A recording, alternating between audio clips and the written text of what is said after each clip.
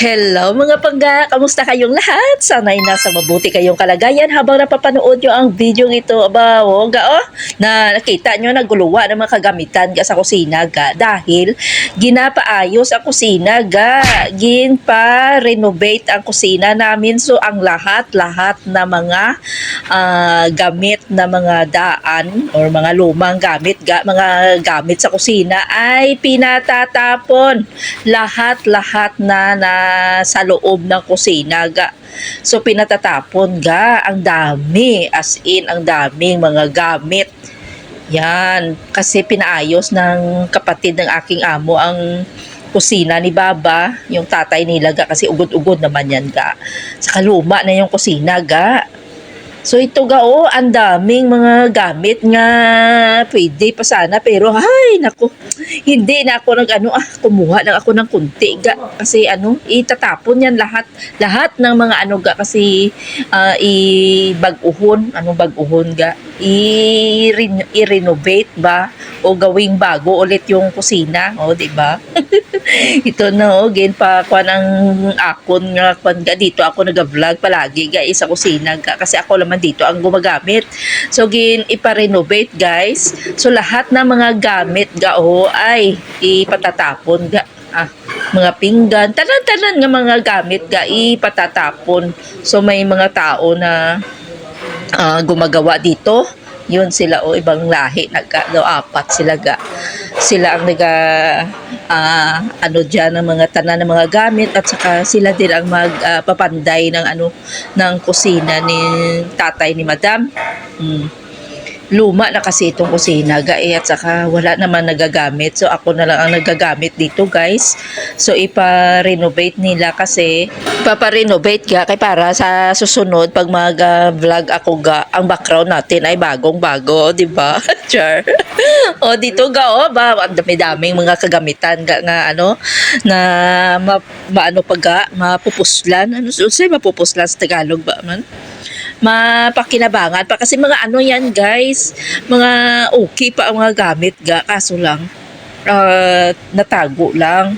So hindi na ko yaga hindi na ako napabudol ga, kasi pag kukunin ko yung karami-rami ga, maiyawan na ko sang pamayad sa pabox, no, kasi last time siguro nakapabox ako guys po lahat mga gamit ka. Ay sus, mga 15k man ang nabayad ko sus. Abaw, pag abot sa amon ga, pagdating doon sa amin, nagkalabasag man So nag-promise na ako nga, ay hindi na ako yung mapadala sa mga gamit ga. Doon na lang ako sa Pilipinas magbili kung gusto ko. Kasi sayang pera ga, magkalabasag-basag lang guys. So ang dami pero nagkuha din pala ako, kunti lang ang kinuha ko guys, kasi get all you can, kasi tatapon lang, sayang, ang dami talaga mga gamit na pwede pang magamit guys, at saka magaganda pa, pero okay lang na siya guys. Yun na ang dami nating mga nakuan dyan may nakuha man ako, pero konti lang gaay, kasi hindi ko talaga gusto na maiyawan ako yasang pabagahe ga, sayang. So ito ngayon ang kanyang kanyang hitsura ng aming kusina. Ito ngayon ang hitsura ng aming kusina ga, lahat ng mga ay pinagtitibag, yung ceiling, yung tiles, kasi babaguhin talaga itong kusina ga, no, para maganda ang kusina ng kadama, o di ba? Para lang ito sa kadama ga o, di ba, ganito ang itsura ngayon ga ng ating kusina ga. Pag matapos ito ga, ay papakita ko sa inyo, dahil ito ang magiging aking ito ang aking teritoryo ga teritoryo ni Baba. Wala na kasi gumagamit dito, ako lang ang gumagamit dito ga. So gin pa renovate nila. So for the meantime, ito ngayon ang hitsura ng kusina hindi pa yan hindi pa natapos. Ayun babaguhin yan lahat. Ito ang rumbuhan ng kadama.